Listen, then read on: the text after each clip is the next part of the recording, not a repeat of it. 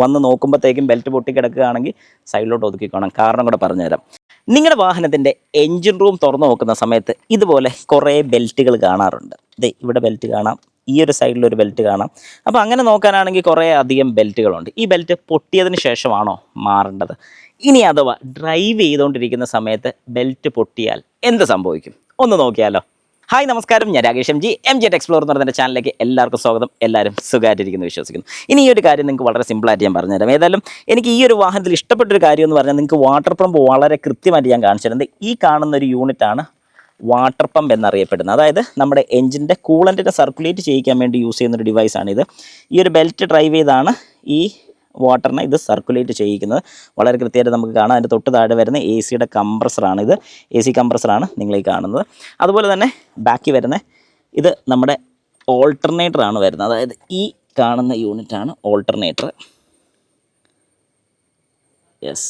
അപ്പം ഇത്രയും കാര്യങ്ങൾ. പിന്നെ നമ്മുടെ ക്രാങ്ക് ഫുള്ളി ഓക്കെ. അപ്പോൾ ഇത്രയും കാര്യങ്ങൾ ഞാൻ ജസ്റ്റ് പറഞ്ഞു പോയെന്നേ ഉള്ളൂ. ഇതിലപ്പം 2 ബെൽറ്റുകളാണ് വരുന്നത്. ഒന്ന് നമ്മുടെ വാട്ടർ പമ്പിനെയും എ സിനെയും ഡ്രൈവ് ചെയ്യാൻ വേണ്ടിയിട്ട്, അതായത് എ സി കംപ്രസറിനെ ഡ്രൈവ് ചെയ്യിക്കാൻ വേണ്ടി ഒരു ബെൽറ്റും, ഒരു ബെൽറ്റ് നമ്മുടെ ഓൾട്ടർനേറ്ററിനെ ഡ്രൈവ് ചെയ്യിക്കാൻ.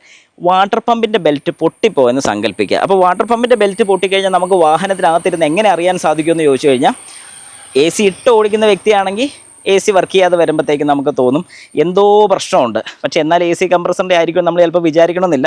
ഇനി അങ്ങനെ എ സി വർക്ക് ചെയ്യാതെ വന്നു കഴിഞ്ഞാൽ ഈ ഹുഡൊന്ന് തുറന്ന് വന്ന് നോക്കുമ്പോഴത്തേക്കും ബെൽറ്റ് പൊട്ടി കിടക്കുകയാണെങ്കിൽ സൈഡിലോട്ട് ഒതുക്കിക്കോണം. കാരണം കൂടെ പറഞ്ഞുതരാം. എ സി കംപ്രസർ വർക്ക് ചെയ്തില്ലെങ്കിലും വാഹനം ഓടും. പക്ഷേ വാട്ടർ പമ്പ് വർക്ക് ചെയ്തില്ലെങ്കിൽ എൻജിൻ ഓവർ ഹീറ്റ് ആകും. പണി കിട്ടാനുള്ള ചാൻസസ് ഭയങ്കര കൂടുതലാണ്. ചാൻസസ് അല്ല, എൻജിന് പണി കിട്ടും. അതുകൊണ്ട് ബെൽറ്റ് പോയിട്ടുണ്ടെങ്കിൽ വാഹനം ഓവർ ഹീറ്റിൻ്റെ വാർണിംഗ് ലൈറ്റ് കാണിക്കും. ഓവർ ഹീറ്റ് വൺസ് കാണിച്ചാൽ സൈഡിലോട്ട് പെട്ടെന്ന് ഒതുക്കുക, വാഹനം ഓഫ് ചെയ്യുക എന്നുള്ളൊരു ഓപ്ഷൻ മാത്രമേ ഉള്ളൂ. വേറെ ഒന്നും നിങ്ങൾ ചെയ്യരുത്. എന്നിട്ട് വന്ന് എൻജിൻ റൂം തുറന്ന് നോക്കുക, എന്താണ് പ്രശ്നം നോക്കുക. ബെൽറ്റ് പൊട്ടിയിട്ടുണ്ടെങ്കിൽ ഏറ്റവും അടുത്തുനിന്നുള്ള സർവീസ് സെൻറ്ററിൽ നാളെ വിളിച്ച് അത് മാറ്റിക്കുക. ഇനി ഓൾട്ടർനേറ്ററിൻ്റെ ബെൽറ്റാണ് പൊട്ടിയെന്നുണ്ടെങ്കിൽ എങ്ങനെ അറിയാൻ സാധിക്കും? വളരെ സിമ്പിളാണ്. ഡ്രൈവ് ചെയ്തുകൊണ്ടിരിക്കുന്ന സമയത്ത് ബാറ്ററിയുടെ വാർണിംഗ് ലൈറ്റ് കാണിക്കും. അപ്പോൾ ഇനി ബാറ്ററിയുടെ വാർണിംഗ് ലൈറ്റ് കാണിക്കുമ്പോൾ ഒരു കാരണവശാലും വിചാരിക്കരുത് ഈ ഒരു ബാറ്ററി കംപ്ലൈൻ്റ് ആയത് മാറാറായെന്ന് ചിന്തിക്കരുത്. ബാറ്ററി വാർണിംഗ് ലൈറ്റ് കാണിക്കുന്നത് ബാറ്ററിയിലോട്ട് ചാർജ് കയറുന്നില്ലെന്നും ഈ ബാറ്ററി കംപ്ലൈൻ്റ് ആണെന്നല്ല, ചാർജ് കയറാത്തതിൻ്റെ ഒരു കംപ്ലൈൻ്റ് ആണ്. ഓൾട്ടർനേറ്ററിൻ്റെ അവിടുത്തെ ബെൽറ്റ് ഉണ്ടോ എന്ന് നോക്കുക. ഈ കണ്ടീഷനിൽ വാഹനം ഓടിക്കാൻ പറ്റുമെന്ന് ചോദിച്ചാൽ കഷ്ടിച്ച് ബാറ്ററിയുടെ ചാർജ് ഉള്ളിടത്തോളം നമുക്ക് ഓടിക്കാൻ സാധിക്കും.